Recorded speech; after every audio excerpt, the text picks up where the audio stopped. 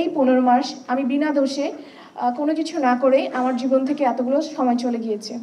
তো এক্সপেরিয়েন্স নিয়ে অনেক জায়গায় অনেক কিছু বলা হয়েছে, অনেক কথা বলেছি। তো ছোট ছোট যে জিনিসগুলো আসলেই না বলার মতো না, সেই জিনিসগুলোর মধ্যে আছে হচ্ছে আমার ফ্যামিলির সাফারিংস। অ্যাট ফার্স্ট আমার ফ্যামিলির সাফারিংস, যেহেতু বাবা দেশের বাইরে থাকে অ্যান্ড সব কিছু মাকে সামলাতে হয়। মা তো আমার মা এডুকেটেড না, অ্যান্ড আমি হচ্ছে middle class, lower middle class থেকে বিলং করি। আমাদের খুব বেশি প্রপার্টিও নেই, আমার বাবার খুব বেশি সম্পত্তিও নেই। তা আমার বাবার সম্পত্তি হচ্ছে আমার তার ছেলে মেয়েরা, যাদেরকে সে হচ্ছে নিজের ঘাম রক্ত পানি করে আমাদেরকে পড়িয়েছে, অনার্স পাস করিয়েছে। আমার আপুকে মাস্টার্স পাস, আমার জন্য আমার আপু মাস্টার্সে ফেল করেছে এক সাবজেক্টে।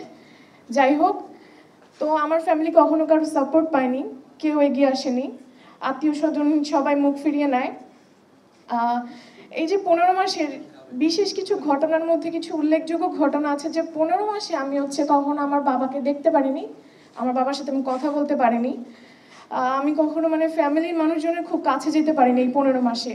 ইভেন আমি কোন ধরনের সাফারিংসের মধ্যে দিয়ে যাচ্ছি, আমার মধ্যে জেলখানায় কোন ধরনের অত্যাচার হচ্ছে, সেই জিনিসগুলো কখনো আমি বাসায় বলতে পারিনি।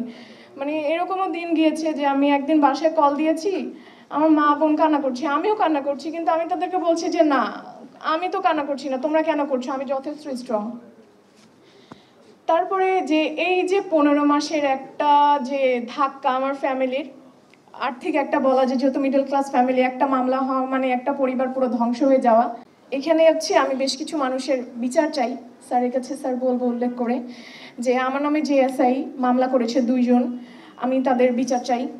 তারপরে যেসব জাজরা ইচ্ছা করে আমার সাথে এরকম করেছে, আমি আন্ডার 18 ছিলাম, কাগজপত্র দেখানো হলো, 2 বছর পলাতক দেখানো হয়েছে, দেখানো হলো যে আমি ভার্সিটিতে গিয়েছি, পড়াশোনা করেছি, সব কিছু করেছি, কিন্তু তারা সেই জিনিসগুলো মানেনি, আমাকে অ্যাডাল্টদের মতো বিচার করেছে, আর আমি ন্যায্য বিচার পাইনি।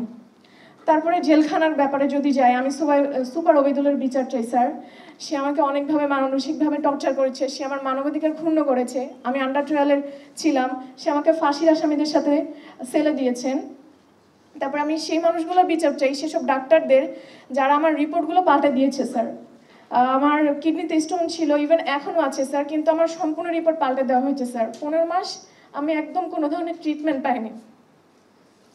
তো আমার আপনার কাছে যে চাওয়া পাওয়াগুলো আছে স্যার, যে আমি এই আইন একদম সম্পূর্ণ বাতিল চাই। কারণ এই আইন, ডিজিটাল সিকিউরিটি অ্যাক্ট বা সাইবার সিকিউরিটি অ্যাক্ট, যখনই শুনি ফ্যাসিস্ট হাসিনার কথা মনে পড়ে স্যার, যেটা সত্যি কথা।